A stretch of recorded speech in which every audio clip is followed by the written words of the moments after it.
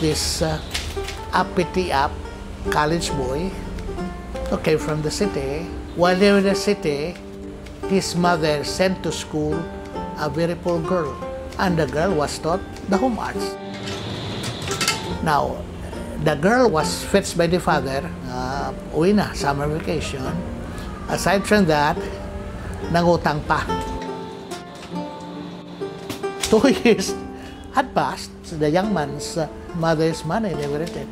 So the mother asked him to go to that place where that girl lives and collect. It's a barrio of a bigger barrio called Mawab. It's a town in Davao del Norte. The first thing you do if you would like to write is decide in what language you like to write. If you decide to write in English, your next responsibility is to master the English language. No less than master. Halimbawa sa mga workshops, sulat ka ng poetry, first line is poetry, mali ng grammar, itapon ko na yan. You cannot write in language you do not know because writing is also the art of manipulating words. Si Leoncio P. Deriada ay premyadong manunulat sa Filipino, Ingles at iba't ibang wikang Bisaya. Isang masigasig na gurong malayo ang pagtanaw. Nanguna si Ginoong Deriada sa mga manunulat sa kanyang sariling rehiyon, ang Kanlurang Kabisayaan. Nagsulat siya gamit ang inang wika at nag-ambag sa pagpapalago ng pambansang wika at panitikan. The best language to write in would always be your home language kasi doon, wala ka ng problema. You have already mastered this grammar. I hope you have mastered the grammar. So you take care only of things like nuance, symbols, atmosphere, pang kanon. As early as grade school, I've been reading. I started reading the Hiligaynon magazines. So before I finished grade school, I was already familiar with big names in Hiligaynon literature. And since Hiligaynon magazine translated into Hiligaynon Tagalog writers, I'm familiar with Tagalog writers. Now, when we were in Davao, eventually my reading shifted to Liwayway and Bisaya. So I'm familiar with Cebuano literature. I happen to have very good storytellers for parents. My father, who was only up to grade 4. My mother, who never went to school but a product of the Cartilla. They were very good storytellers. I was always the best writer in school. I remembered I always had a good grade sa team writing. My writing was intensified when I was in college at the Ateneo de Davao. I had very good teachers, extremely good teachers in literature and in language and in writing.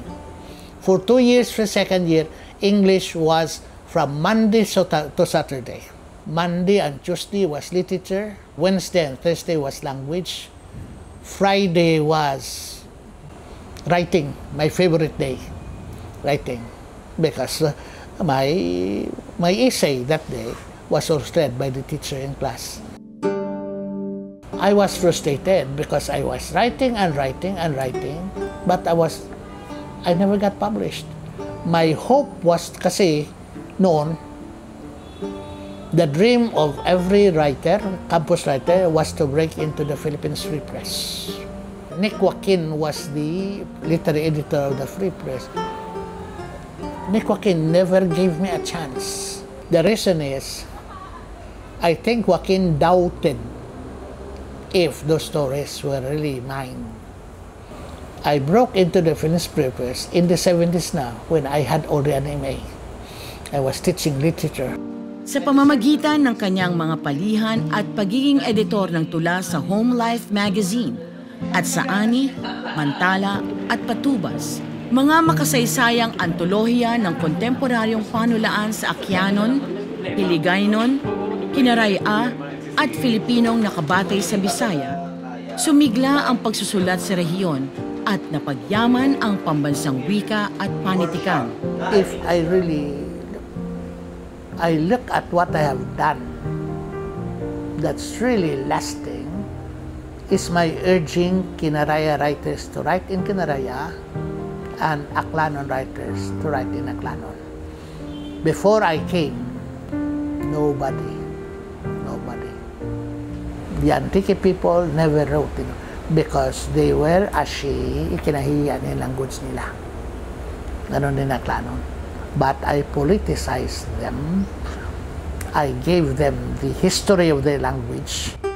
Dahil sa binigay niyang inspirasyon at paggabay mula noong dekada 80 sa bagong henerasyon ng mga manunulat at sa pangunguna sa pagbibigay ng panibagong buhay sa malikhaing pagsusulat sa mga wika sa kanlurang Kabisayaan, ipinagkakaloob ngayong ika-17 ng Setyembre 2015 ang Gawad CCP para sa sining, panitikan, kay Leoncio P. Deriada.